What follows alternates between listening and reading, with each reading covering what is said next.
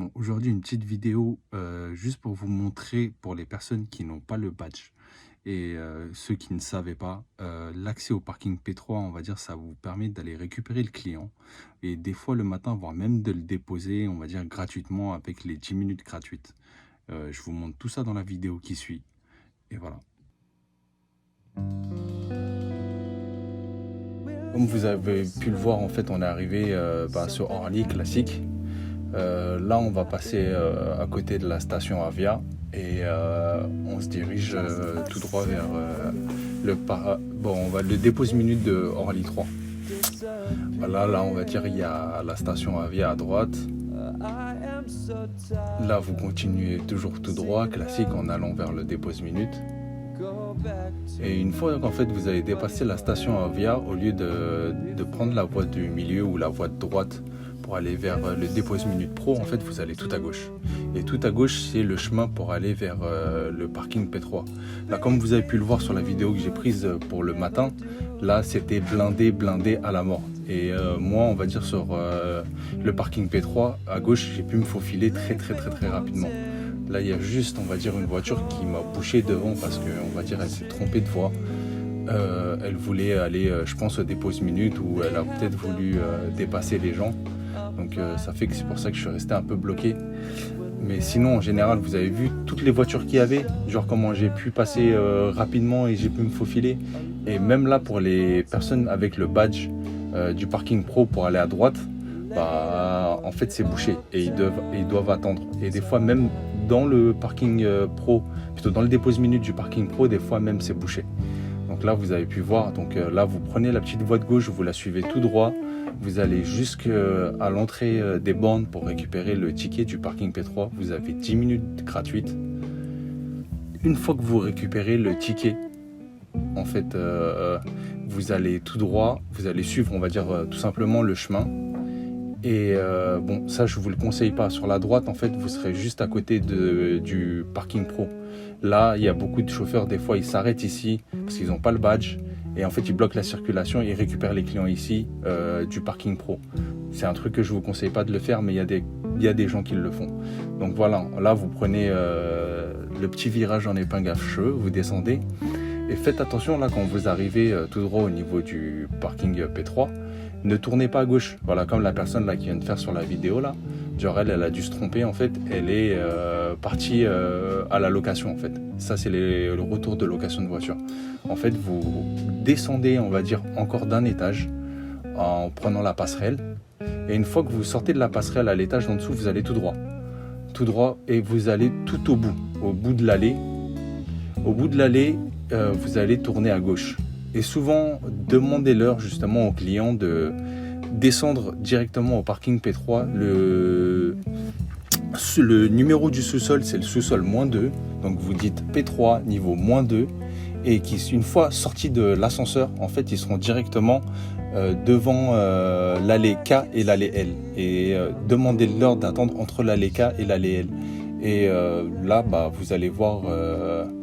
là, je crois qu'en fait, je suis venu en dépôt ce matin, mais vous pouvez également récupérer quand c'est un peu bouché.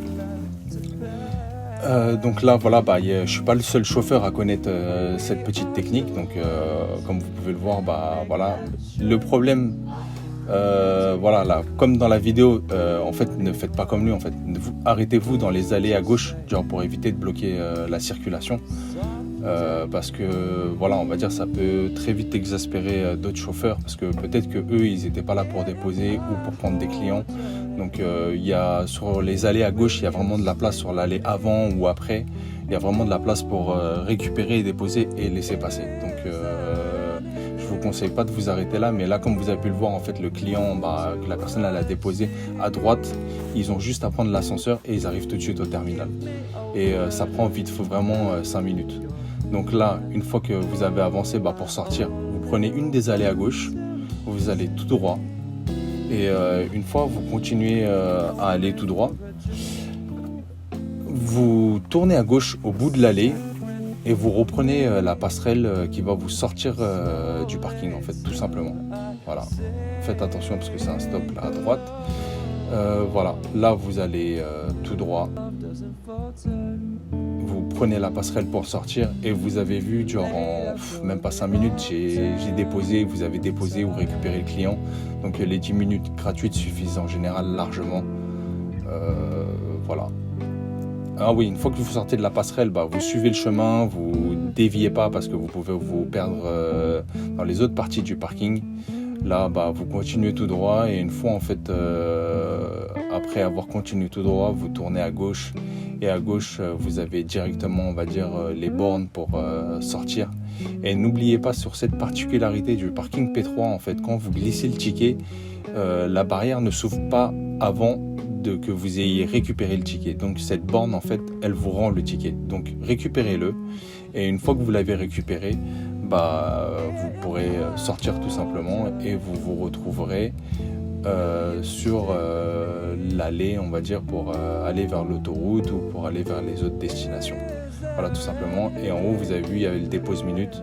Et là, on a fait tout ça vraiment pratiquement en moins de 10 minutes, rapidement. Alors que si j'avais attendu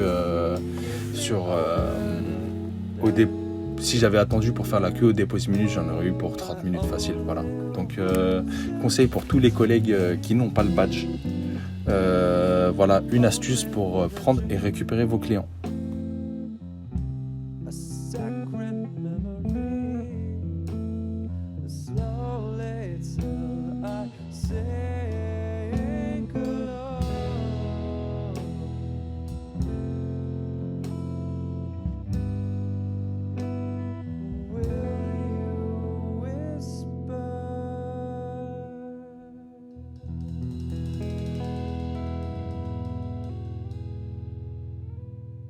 Donc en conclusion, je vous conseille quand même de prendre le badge Parking Pro.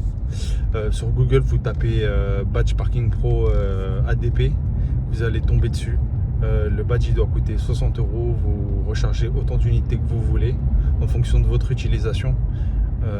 Voilà, c'est quelque chose qui pourra toujours servir. Donc on va dire là, c'était vraiment une solution de dépannage. Bon, en tout cas, j'espère que cette petite astuce de la vidéo vous a plu. Si elle vous a plu, n'hésitez pas à mettre un pouce bleu, un like. N'hésitez pas à faire des commentaires, je vous répondrai. Et voilà, à plus les collègues sur le terrain.